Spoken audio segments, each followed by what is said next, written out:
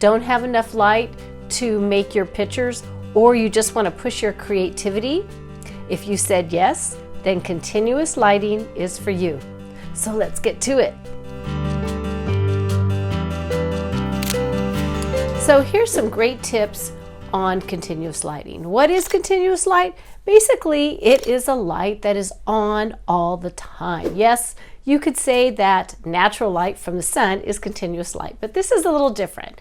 This is when you add extra light, something that is continuously hitting your subject. It is not popping or doing any other thing, but actually hitting your subject.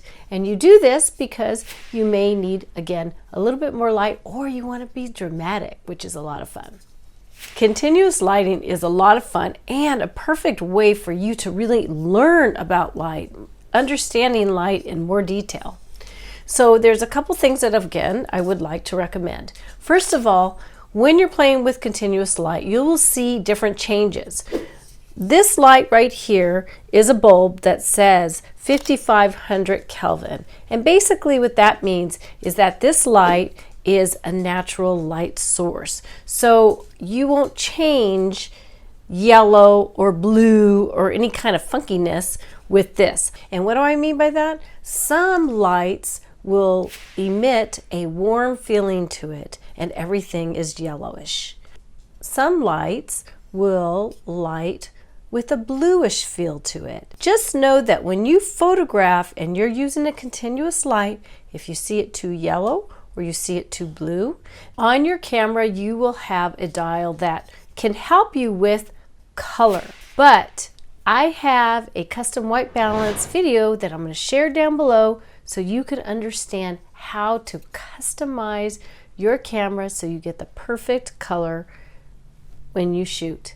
And it's very easy. Don't be intimidated. Sometimes if you just put your camera on auto white balance while you're photographing, the cameras are smart now and it should be okay and everything look nice and good. And if you're shooting raw, you could always change it up later. The second thing that I want you to pay attention when it comes to continuous lighting is when you have your light source, the closer you get to your subject, the less shadows you will have. And that's because the light is wrapping around the subject as you get closer. So the farther away you get to your subject with the continuous light, you will have more shadows in and around your subject.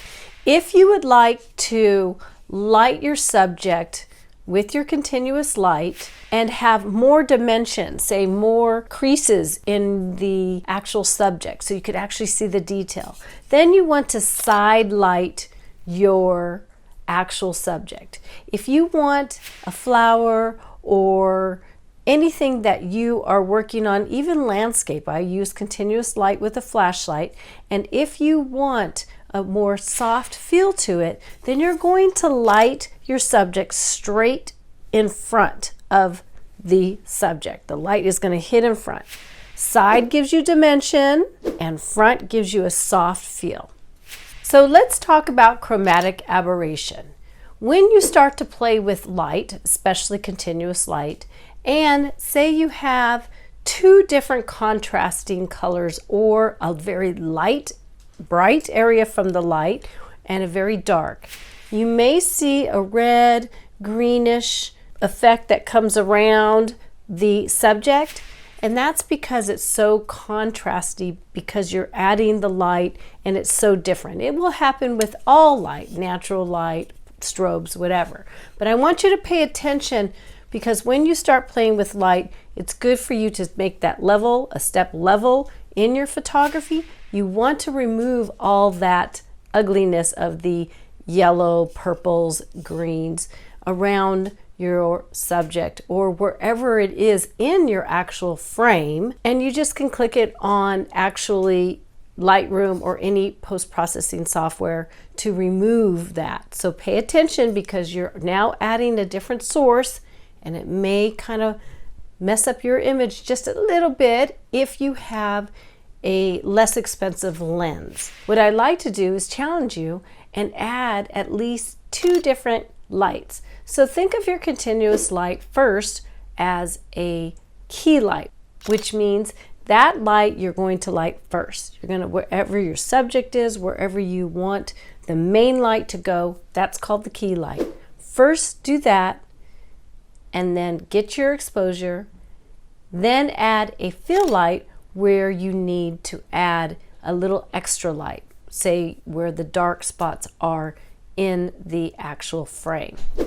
If you want to get real dramatic, you could play and add even more light behind the subject. If you need more power because this light is not giving you enough, you can buy a variety of soft boxes or other types of tools where you could add more than one of these inside a box, and it will give you more light and more power.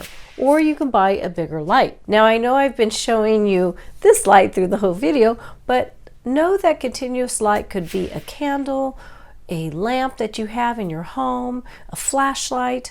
There's so many different kinds of lights that will just stay on and really enhance and make your work yours. Continuous light is a lot of fun, and I know that you will enjoy it because it will bring out some creativity and some interest into your photograph. If you have any questions, you know you can ask me down below and share what other tips that you have or tools when you play with continuous light. All right, have a great day. Cheers. Hey, are you ready to focus on your dream of photographing with a purpose? Is it finally time for you to make a difference in our world with your 1,000 words? Sweet, we can help.